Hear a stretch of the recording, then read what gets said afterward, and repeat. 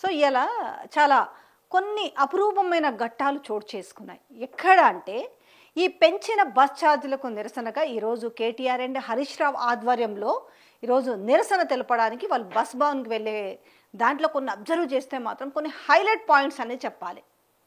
అంటే ఇక్కడ రేవంత్ రెడ్డి ఏమో ఏం ఇండికేషన్స్ ఇచ్చినట్టు ఎవరిని కూడా బయటికి రానివ్వద్దు, అందరినీ హౌస్ అరెస్ట్ చేయాలి, ఈ ప్రోగ్రామ్ ఎట్టి పరిస్థితుల్లో హైలైట్ కాకూడదు, పెంచిన బస్ ఛార్జీల విషయంలో పెద్దగా హైలైట్ కాకూడదు అనేసి ఆయన పోలీసులకు మంచిగా ఒక మెసేజ్ పాస్ చేసిండు.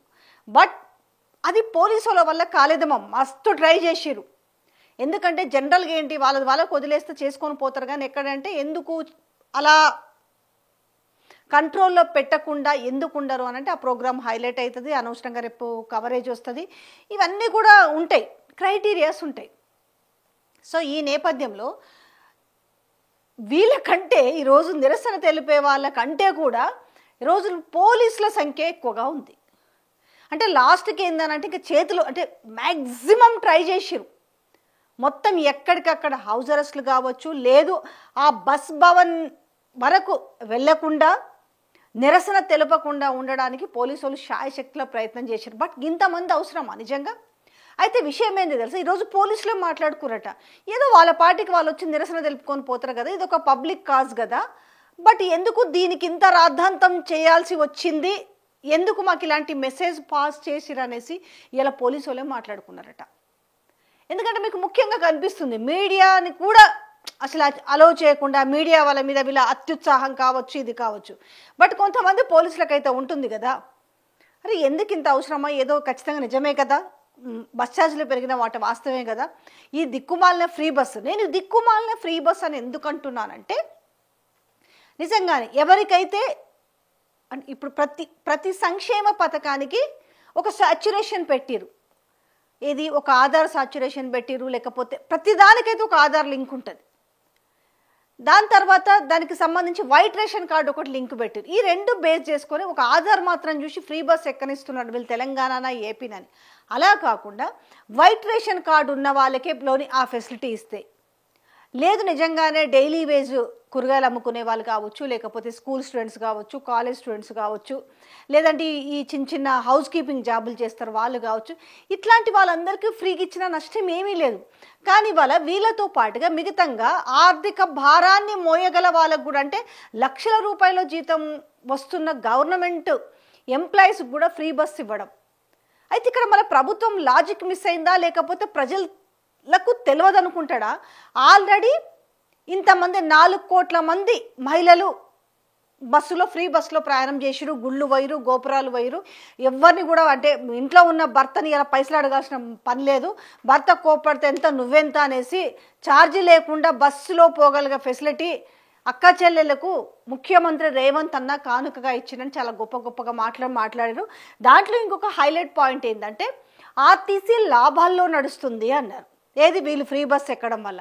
ఎస్, మరి ఆర్టీసీ లాభాల్లో నడిస్తే ఎందుకు ఛార్జీలు పెంచాల్సి వచ్చింది? కాంగ్రెస్ పార్టీ అధికారంలోకి వచ్చిన తర్వాత ఆల్మోస్ట్ 5 సార్లు బస్ ఛార్జీలు పెంచారు. ఎందుకు పెంచారు అనే ఆన్సర్ ఎవరు చెప్పగలుగుతారు? అంటే ఆర్టీసీ మంత్రి చెప్పగలుగుతారు, రవాణా శాఖ మంత్రి పొన్నం ప్రభాకర్ చెప్తారా?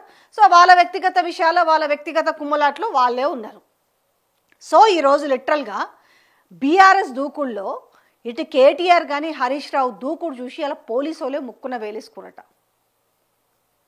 ఇంత ఈ పబ్లిక్ కాజ్ కోసం ఇంత కొట్లాడుతున్నారు అనేసి, కొట్లాడాల్సిన పార్టీలేమో సప్పుడు చేయకుంటున్నాయి.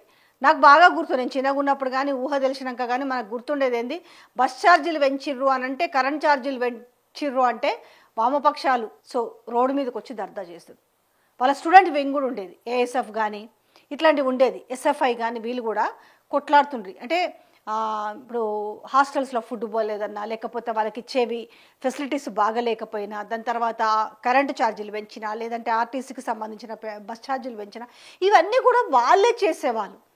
కర్మగాలు ఏమైందంటే వాళ్ళు పోయి వాళ్ళ దాంట్లో దూరిండ్రు కాబట్టి ఏం చేయగలుగుతారు? ఈరోజు ఎవ్వరు దీని గురించి మాట్లాడిన వాళ్ళు లేరు. కాకపోతే వీళ్ళు పబ్లిక్ కాజ్ చాలా మంచిగా ఎంచుకున్నారు. బట్ ఏందో పెద్ద ఒక రణరంగం చేసినట్టుగా చేసిరు దాన్ని ఈరోజు పోలీసులు. అత్యుత్సాహం అంటారు దీన్ని. ఇందులో మనము బీఆర్ఎస్ వర్కింగ్ ప్రెసిడెంట్ కేటీఆర్ మాట్లాడిన మాటలు కూడా చూద్దాము.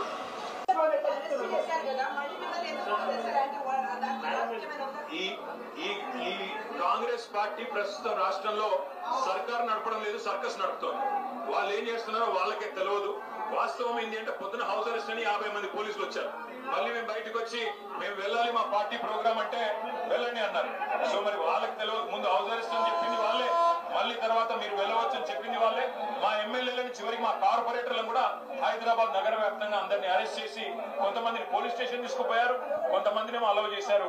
సో సర్కార్ నడుపుతలేరు, సర్కస్ నడుపుతున్నారు అనే మాటను కూడా ఈరోజు బీఆర్ఎస్ వర్కింగ్ ప్రెసిడెంట్ కేటీఆర్ మాట్లాడిన మాటలు చూసినాం.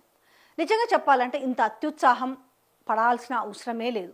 నిజంగా చెప్పాలంటే ఈరోజు ఈ కార్యక్రమాన్ని అద్భుతంగా సక్సెస్ అవ్వడానికి అతి చేసి సహకరించిన పోలీసులకి నిజంగా ఈరోజు హ్యాట్స్ ఆఫ్ చెప్పాలా అన్నట్టుగా క్రియేట్ చేసి ఈరోజు పోలీసులు.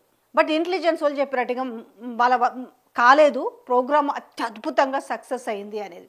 ఎందుకు సక్సెస్ కాదు చెప్పండి? ఫస్ట్ థింగ్, మీరేమో ఆర్టీసీ లాభాల బాటలో ఉందంటారు, మళ్ళీ ఛార్జీలు పెంచుతారు.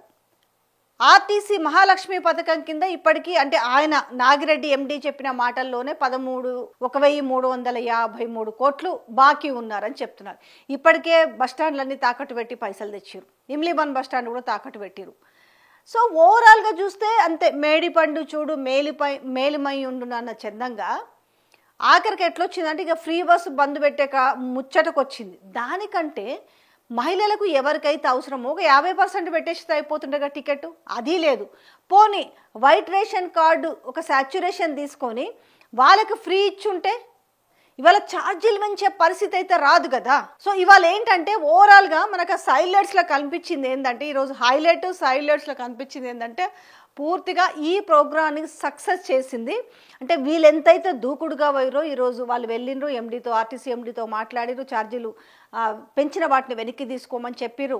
కాకపోతే ఇక్కడ హైలైట్ అయిన అంశం ఏంది అని అంటే పోలీసులు దీన్ని సక్సెస్ చేసిరని చెప్పాలి. ఎందుకంటే పోలీసులు ఎంత మేరకు పోకుండా లేకపోతే అష్టదిగ్బంధనం చేయాలని చూస్తారో అక్కడే ప్రోగ్రామ్ సక్సెస్ అవుతుంది, హైలైట్ అవుతుంది. అదే చేసిరు లిటరల్గా పోలీసులు. నిజంగానే ఇలా మరి కేటీఆర్ దూకుడికి సహకరించాలి అనుకున్నారట. జస్ట్ వాళ్ళు కొంతమంది మాట్లాడుకున్నారట, అరే ఇది అందరి కోసం చేసిన ప్రోగ్రామ్ కదా, వాళ్ళ వ్యక్తిగతంగానో లేకపోతే వాళ్ళ పార్టీ కోసమో కాదు కదా, ఇది పబ్లిక్ కాజ్ కోసం కదా, కొంచెం మనం కూడా దీన్ని సక్సెస్ చేద్దాము, మనం దీనికి సపోర్ట్ చేద్దామని ఆడ ఉన్న కొంచెం కింది స్థాయి వర్గం పోలీసులు కూడా మాట్లాడుకున్నారట. జనరల్గా ఎంత కాకి డ్రెస్ వేసుకున్నా వాళ్ళకు కూడా ఒక మనస్సాక్షి ఉంటుంది కదా. సో ఈరోజు అద్భుతం ఏం చోటు చేసుకుందంటే ఇవాళ బీఆర్ఎస్ పార్టీ చేపట్టిన ఛార్జీల పెంపునకై బస్ భవన్కి వెళ్ళి నిరసన తెలపాలనుకున్న విషయంలో ఈరోజు అద్భుతమైన అంశాలు ఈరోజు చోటు చేసుకున్నాయి. అంటే కొన్ని వీడియోలన్నీ మనం అబ్జర్వ్ చేసుకుంటూ పోతే కొన్ని అంశాలు చాలా అద్భుతంగా చోటు చేసుకున్నాయని చెప్పొచ్చు.